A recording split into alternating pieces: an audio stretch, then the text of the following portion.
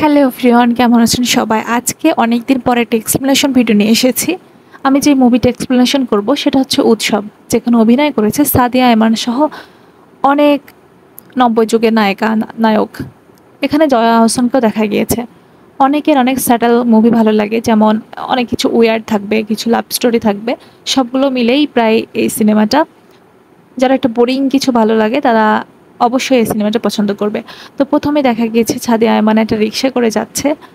তখনই নায়ক নায়িকাকে পছন্দ করতে শুরু করে এবং তার বাসায় বিয়ের প্রপোজাল পাঠায় এবং তার বিয়েও হয়। কিন্তু বিয়ে হওয়ার আগে মেয়েটির একটাই শর্ত ছিল যে তাকে ঢাকায় পড়তে দেওয়া লাগবে। তখন ছেলেটি অবশ্যই রাজি হয়ে যায় যে সে ঢাকায় পড়তে দিবে। কিন্তু বিয়ের পর সে একটু দ্বিমত দেখায়, একটু সংসারের প্রতি অন্যরকম চিন্তাভাবনা সে ভিতরে নাই, সে নিজের কাজে ব্যস্ত। এখানে জয়া আহসানের লুক ছিল অসাধারণ, আবার কিছু কিছু সময় জয়া আহসানের লুকটা এবং তার কথাবার্তা কিছুটা বোরিং লেগেছে। তা আপনারা দেখতে পারেন মুভিটা, এবং আপনাদের কেমন লাগে অবশ্যই কমেন্টে জানাবেন। তো ছেলে এবং মেয়ের ভিতরে একটা ভাগ্নে আছে, সেটা নিয়ে অনেক সমস্যা তাদের ভিতর দেখা গিয়েছে। মেয়েটির দোষ ধরতে শুরু করে ছেলেটি।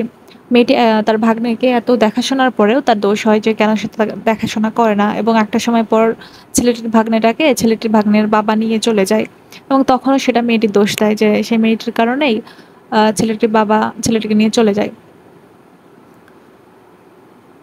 এবং বিয়ের প্রথমে ছেলেটি তাকে ঢাকায় পড়তে দেওয়ার অনুশোচনা দিলেও সে রাজি হয় না। পরে তার অ্যাডমিট কার্ড লুকিয়ে রাখে যেন সে পরীক্ষা দিতে না পারে। এবং তখন মেয়েটি একটা সময় পর সবকিছু জানতে পারে যে তার অ্যাডমিট কার্ড সে লুকিয়ে রেখেছে, কোনো জায়গায় সে নিজে থেকে হারায়নি। সো সেদিনই সে ছেলেটিকে ছেড়ে চলে যায়। এবং এখানে নাটকের মুভির সমাপ্ত সেটা বলবো না, কারণ অনেক বছর পর তাদের দেখা হয় একটা নতুন শুটিং সেটে।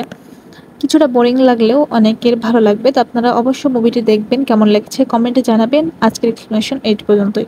আমার চ্যানেলটা সাবস্ক্রাইব করে রাখবেন। ধন্যবাদ।